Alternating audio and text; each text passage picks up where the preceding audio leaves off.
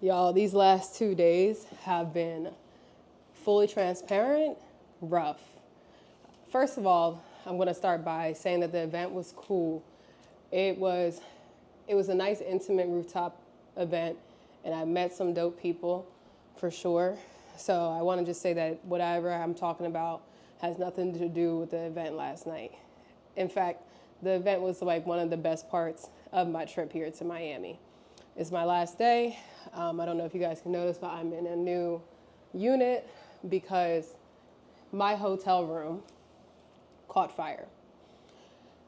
And I'm quite disappointed by how it's been handled, other than the fact that I did get a new unit after kindly asking several times. But I will say this.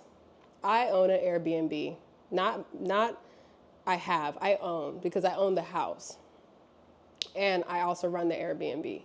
And I actually plan on shutting it down and just renting it out long term because of frequent accidents that can happen, like yesterday.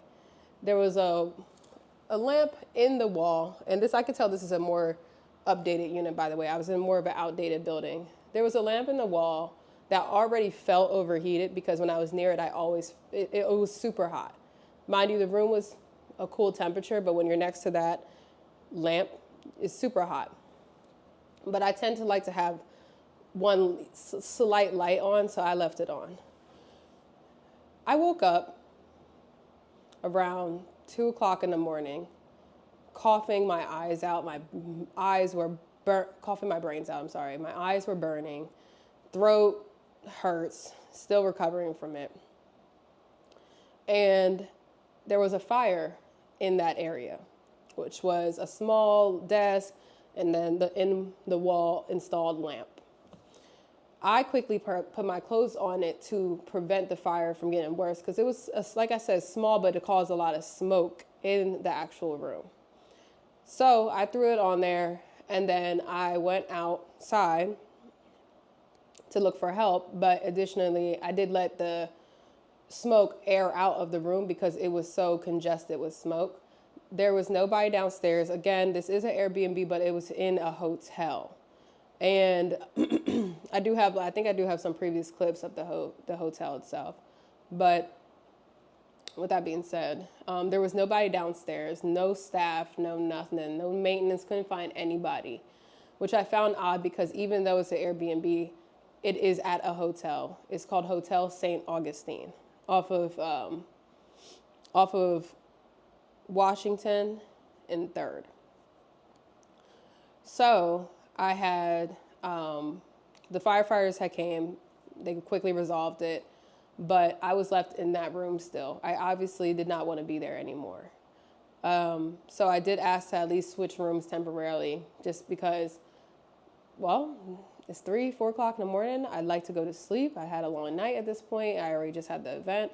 I just wanted to go to bed at this point. Like, you feel defeated after something like that. That was my first time even having to truly deal with like a fire like that. Nothing small, like nothing, it wasn't huge either, by the way, but I've never went through something of that nature.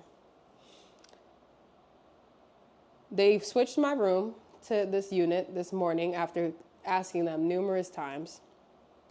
And later on, I got a notification that they requested $800 from me and filed a dispute to get $800 from me for damage.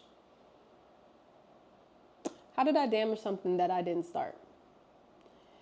I could be understanding.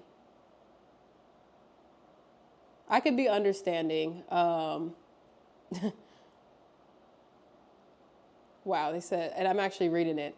Was informed over the evening of the incident. Later on in the morning, once the guests woke up, we had her room switch rooms so we can investigate the cause of the fire, which was due to putting wet jeans on the hot lamp, which due to the heat caused the jeans to catch fire.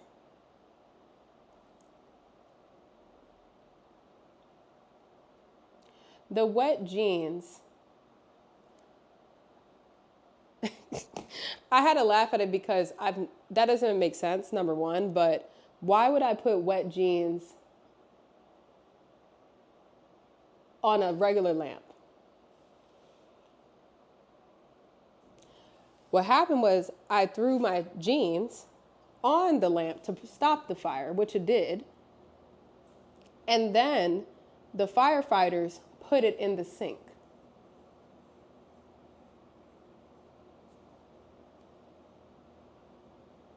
And it's obviously wet because they sprayed it.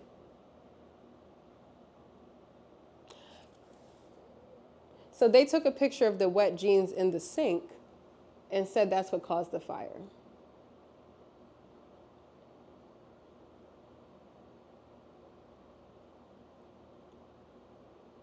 That made absolutely no sense. So now I'm going back and forth with them. Well, in mitigating with Airbnb because there's no talking. I'm not speaking to the host that I've never met, number one, the property manager that I never met, the team that obviously didn't care about my safety in that moment. So it's exhausting. It made me want to go back home to Houston because, one, I just enjoy being in my home. I feel safe there. Two, it's stuff like this that just puts a dent in your travel. And three, I still had to work today and shoot content today and act like nothing was bothering me. And I was truly, truly bothered. I'm not going to lie. I'm bothered by the lie that they made up. I'm bothered by the lack of accountability. I was overly fair in the situation. I could have been the one to report them first, even though I was super tired. And I did plan on still reaching out to Airbnb today in general, just to file something. I even asked the firefighters if I could have a report to give them. And they said that it takes 7 days. So if I wanted to add it into my details with Airbnb, it does take 7 days. But the fact of the matter is, I don't even know exactly what they put in the report because they don't show you right up front. Because it's one thing to have a police report, but this is a firefighter report, and it goes through so many different sections of the city, allegedly. And this isn't a Miami thing, but I tend to just have an issue some way, somehow in Miami often. Like, I don't know.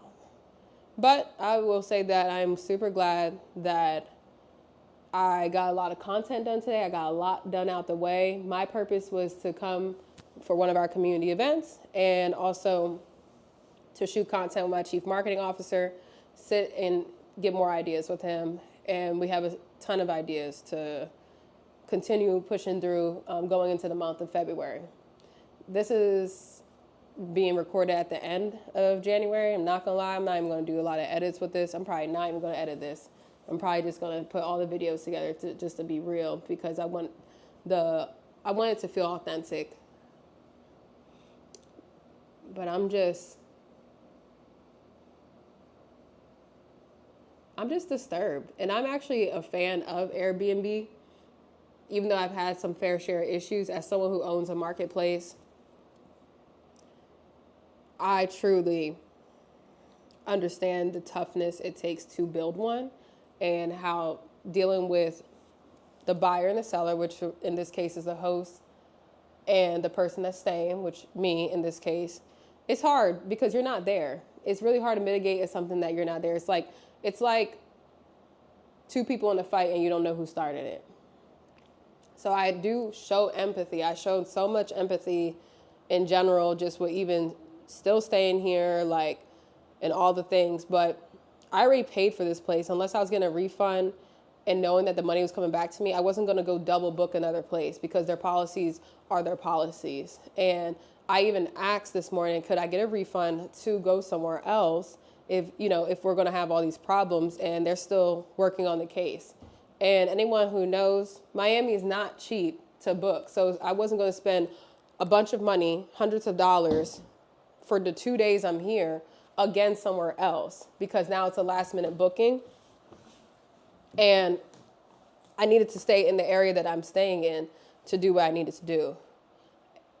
So it's just incredibly frustrating because I came here with a purpose, a mission, like good intentions. Like I was even before this happened, I was saying that I like this hotel is cute and quaint.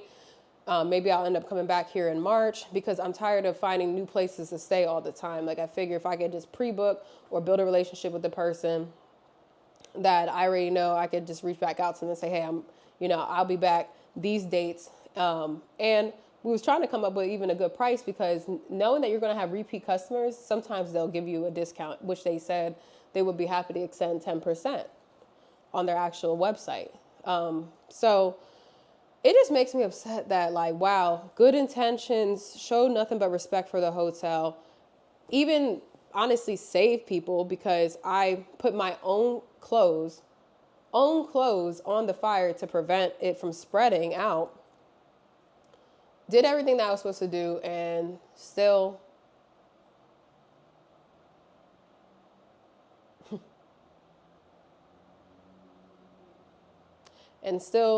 not lost, but now in the middle of this, as if I don't have other things to worry about, right? So that upsets me. That totally upsets me. So this was one of those transparent videos where I wanted to just be clear that stuff looks super cool online. Like you'd be thinking like everything's okay, but everything's not always okay. Anyways, I'm getting a call from my chief marketing officer. Talk more business. Talk to y'all later.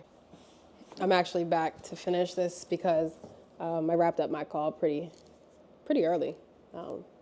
But I've been thinking a little bit more about a few lessons that I need to not only take, but think about as I'm building a marketplace. Number one, I need to make sure I'm coming up with really good policies. As a DJ, previous DJ, if I was to go to somebody's event and one of their attendees, spills drinks or something onto the DJ's equipment or something of that sort, like I need to just think about like all the things that can cause more issues outside of like the regular thing, right? Nobody ever would think that they're fire happens from a lamp, right? So when I was on the policies, I was like, I don't even see anything that even prevents, but protects, anybody. There's no clause for it. Like, I feel like a cancellation policy should be bendable and flexible when someone is in danger. And I want to make sure that that's clear even with my app. So just